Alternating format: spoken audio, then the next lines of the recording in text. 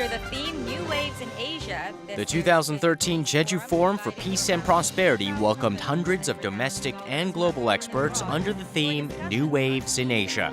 This year, Foreign Ministry Correspondent Han Da-eun was at Korea's resort island of Jeju to report on the hottest debates and discussions, one of the most pressing topics being the North Korean nuclear issue.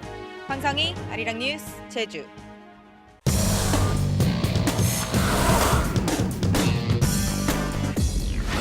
The 9 North Koreans who were no longer able 9 young North Korean defectors who were captured in Laos and then sent to China were repatriated on Wednesday. Defense Ministry Correspondent Han Da-eun provided a recap of what happened and the harsh punishments they could face. She also explained the potential criticism faced by the South Korean government for its lackluster effort to help these North Korean refugees. Han Da-eun, 아리랑 뉴스.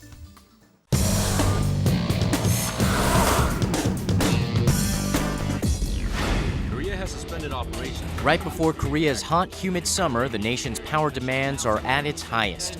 And it's this time that the country has entered a state of emergency as 2 of its major nuclear reactors have halted operations. The Shin-Gori Reactor 2 and Shin-Wolseong Reactor 1 have shut down after authorities discovered the reactors were built with substandard components and fake certificates. With this in mind, 10 out of the 23 working nuclear reactors in Korea have now shut down. Reporter Kim Hyun-bin told us more about the situation in detail and the urgent need for the government to come up with alternative solutions to replace the aging reactors.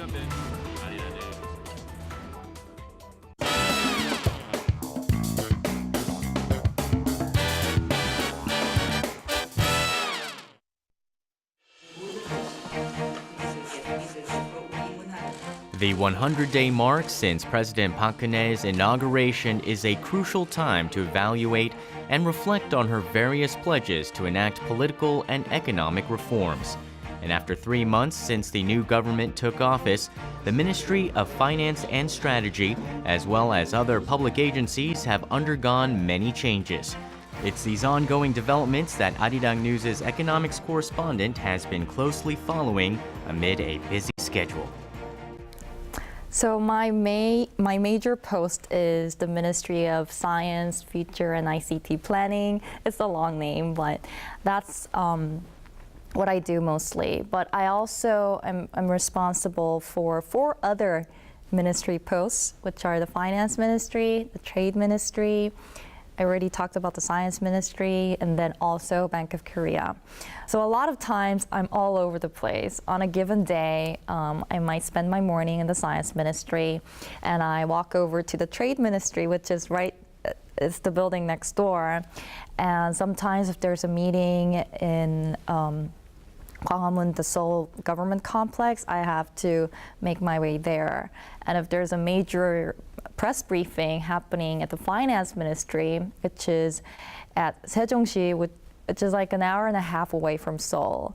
So I can't physically cover everything. So I'm always running around between different ministries, and I look at the schedule for the week and see what's happening where. And I kind of plan my day out and kind of determine where I should be on that given day.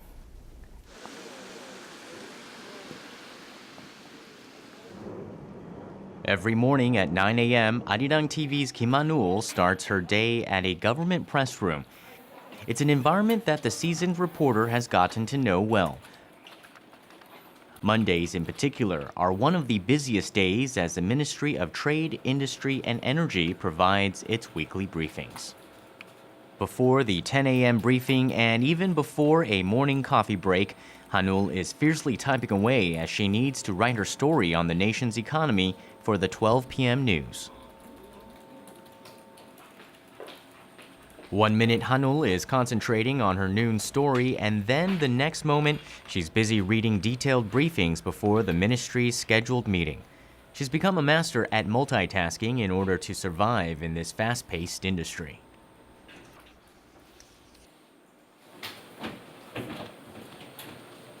예, 안녕하십니까. 2013년 5월 27일 주간 정례 브리핑을 시작하겠습니다. 금주 보도 내용은 총 20건입니다. 주요 내용은 UAE 원전 2호기 착공식, 그리고 제4회 유레카 데이, 범부처 로봇산업정책협의회 이런 등등. It's always imperative to keep up with government ministry schedules in order to be on top of the latest global issues such as international free trade agreements. Right after her first morning briefing, Han-ul takes her laptop and quickly runs to the Ministry of Science, ICT, and Future Planning in order to attend her second press conference for the day.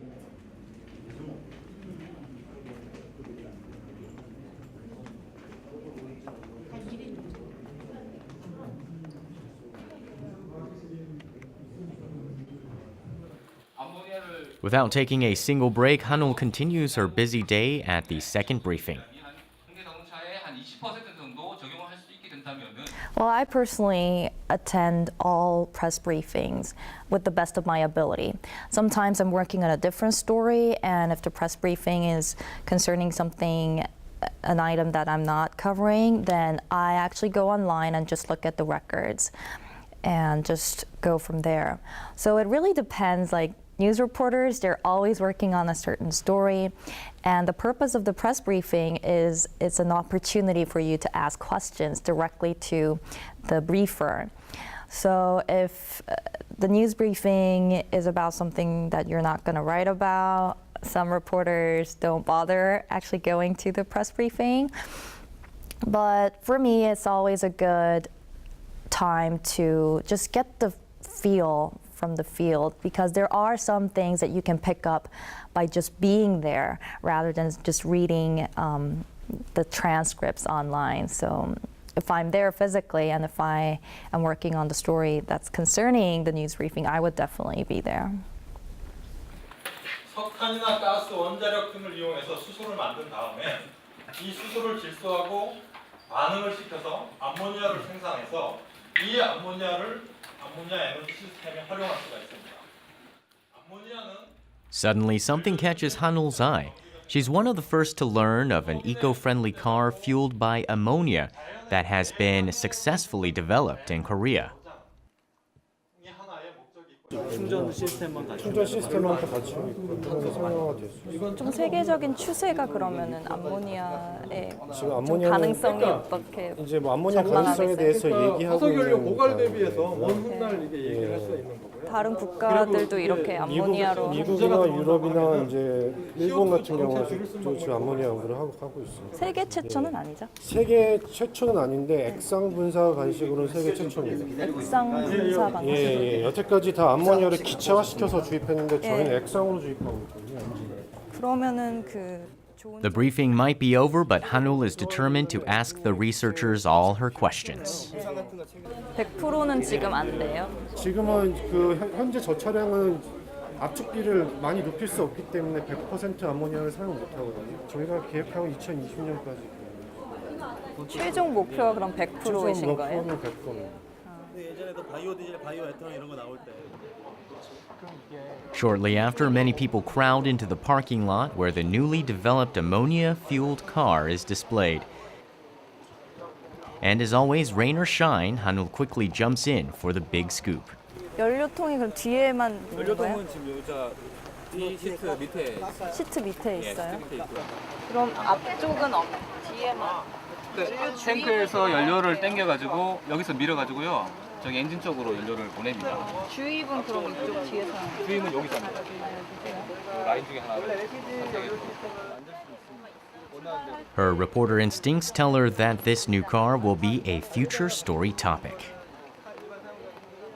It happens. Sometimes you get this gut feeling by just being in the field, like, oh, this is going to make a good news item.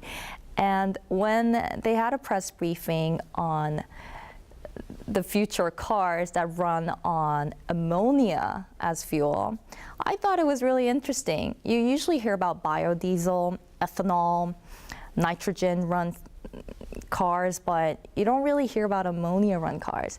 And they said it was the first time ever in the country. And that day was really interesting because usually we don't get to see the actual model in front of our eyes. We just hear like a PowerPoint presentation and we just ask questions. But that day they actually showed up with the actual car that run on ammonia diesel. So it was really interesting to just touch and feel and see for yourself how it works. So it was a really rare opportunity for reporters, and it was also something that could develop into a feature story, talking about cars and the future and where Korea is going in that direction.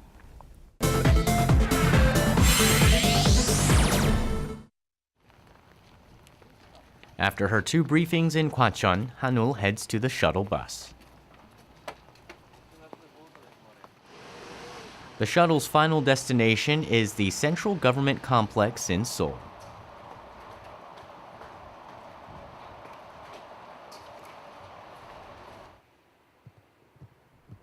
Han-ul has come here because the economic ministerial meeting will be held today at 2 p.m. 그냥 공개죠. 다 모두 공개. 앞부분만. Actually, when Han-ul first showed up to work at 9 a.m., she was asked to cover the story about changes made to the country's agro-fishery product distribution system, an issue that's scheduled to be announced at the economic ministerial meeting. 저 어사인 뭐 패키지 그거 뭐예요? 오늘 맞죠? 농산물 유통 쪽에서 그 예산 패키지 네네네.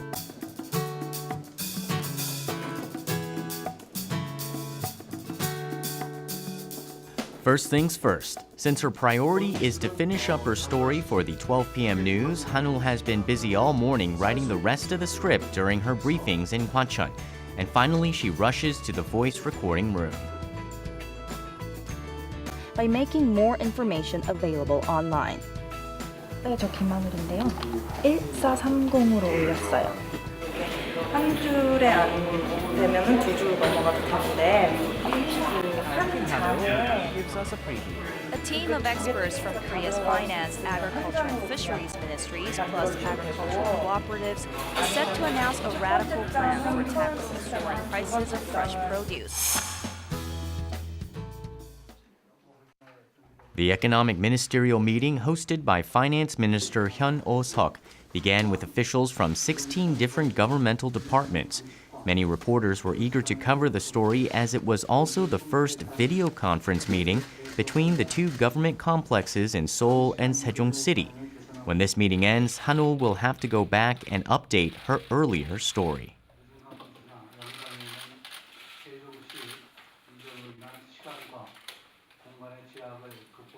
I actually really work well under time pressure. So it helps that I have deadlines, multiple deadlines in a day. It is very stressful. I cannot diminish the pressure and the stress that I'm under whenever there's a deadline. And there's also unexpected events happening. This one time I had to dub my track, and the batteries of my recorder just ran out, and I had 15 minutes left to my deadline. So I called in with a panicking voice, and like, my battery's out. So the alternative was to call in, and I had to actually dub through the phone. Of course, like, the audio quality was poor, but the news went out. And I think being a news reporter, at the end of the day, no matter what happens, you have to think of alternatives and you have to make it happen. I think what I learned from this job is you really need a huge sense of responsibility and a determination to get the work done on time, even if the quality is not up to the standard that you want to. So that's what happens just being on this job.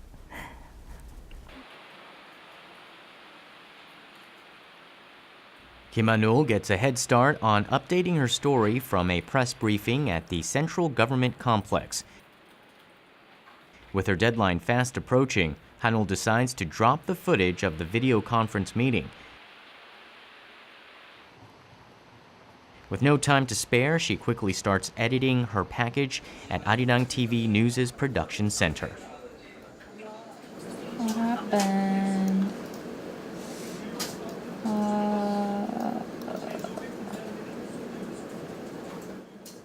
With not much time left until broadcast, Hanul edits faster, but she knows all this hard work is worth it as long as she can deliver the latest news to the viewers.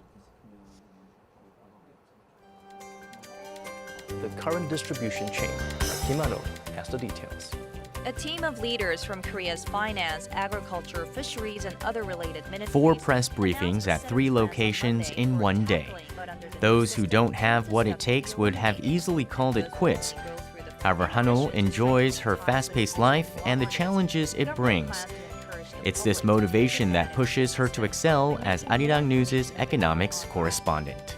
Kim Hyun-bin, Arirang News. So after transitioning to the econ team, I feel like I'm at the right place at the right time because the Korean government has placed an emphasis on the economy more than ever to revive the sluggish economy. And President Park Geun-hye's brainchild, the creative economy, has been, the talk of the town. Everybody's talking about it. It's a new idea, a new concept, and it's something that the president is really trying to revive the economy through the creative industries and with the combination of science, IT, and also the economy, the service sector. There's a lot to be discovered, basically. So I'm really excited to be part of this dynamic movement the new government is trying to head towards too. This is where things are really happening, and there are more tangible results and tangible issues that people can just feel it, in their daily lives. So I'm really looking forward to be covering more news and just delivering it to our viewers, what matters to Koreans in their daily lives.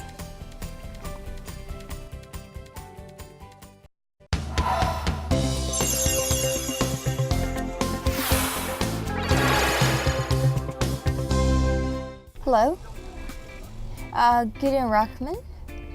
Hello, hi, my name is Kanyang Jennifer Moon. I'm one of the news anchors that will be interviewing you today. I believe you're on your way here to our broadcaster. Yes. I'm just trying to work on the questions. I believe that our writers gave you a list of questions on North Korea and you weren't comfortable answering them. Is that correct? Then why don't we, shift our focus a little bit and discuss what you will be discussing at the Jeju Forum. Along those lines, are you more comfortable on those topics? Mm-hmm. Yep, sounds good. All right, so I'll be seeing you in a few minutes. Okay, bye.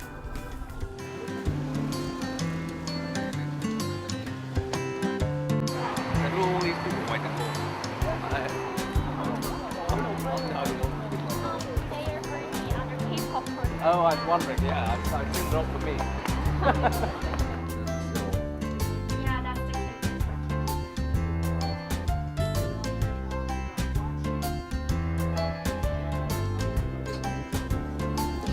This is our news center. Thank you.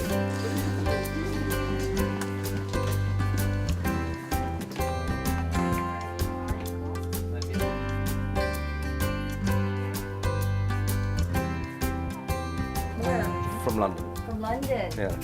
So you're familiar with the weather? Yeah, exactly. Yes. It's just like home. Yeah. Yeah, I just rounded it up for like Northeast Asia. So tell me, what is your view on, what is the West's view on the current situation in Korea? Most people don't pay attention to these things until suddenly it's at the front page of the headlines. So for normal people, they think, my goodness, how can this country that's so backward have nuclear weapons? I think is the first reaction. How did that happen? So do you think maybe this North Korea, factor or crisis has actually placed the Korean Peninsula on the map for Londoners, for instance? For just ordinary average? South Korea is, I think, much more visible than it was, say, maybe 15 years ago. But then the North Korean angle sort of adds an extra dimension to it because it's like something out of a kind of movie, really, that there's this, apparently crazy regime threatening a developed country just across the thing. And of course, if you start writing about the potential of nuclear war, you get people's attention pretty quickly. Yes.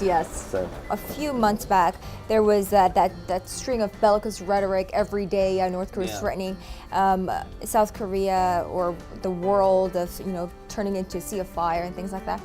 And there were just the flow of war journalists coming from a different country, like CNN, BBC. Everyone deployed their correspondents, war correspondents. What was the view there?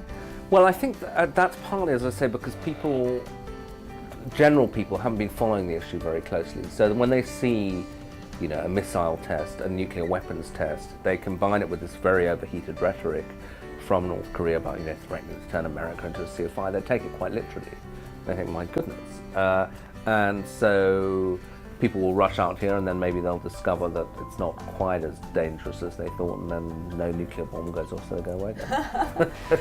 So, right after the Fukushima crisis in Japan, I went up for a coverage, and they were there ready to, I guess, cope with the next one, rather than fleeing from it. So I would ask them, how could you? And they would be like, oh, it's part of life, We were born into this I guess this piece of land that brings earthquakes, and I guess in a way, for those like myself, I was born at a time when the Koreas were already divided, right? So all my life, the way I know Korea is as is right now. So I guess. And also, I think the thing is, I was thinking about it, that there's a difference between a threat that allows you to carry on with life as normal, and a threat that really disrupts your life. So that, I know, for example, Israelis, a lot of them actually do think about emigrating because daily life can be quite difficult. If missiles are coming in from the Gaza Strip or whatever, or you're worried about terrorism in the streets,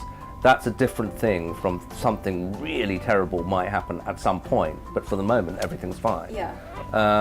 So as long as your daily life is okay, I think people just get on with it. Really. I think, we should be heading down. Okay, sure. So I'll leave this stuff here. Yeah. It is 5 a.m. in New York, 10 in London, and 6 on a Tuesday evening here in Seoul. Welcome to Seoul. Welcome to our studio. Thank you. So let's talk about this inbound. Most people probably, ordinary people don't follow it that closely, but the people who do, I think why isn't there a clear stance from the US? What does the US need an unnecessary policy? But I think those discussions are very much done behind closed doors. That, well, maybe the global economic power balance has shifted to Asia, that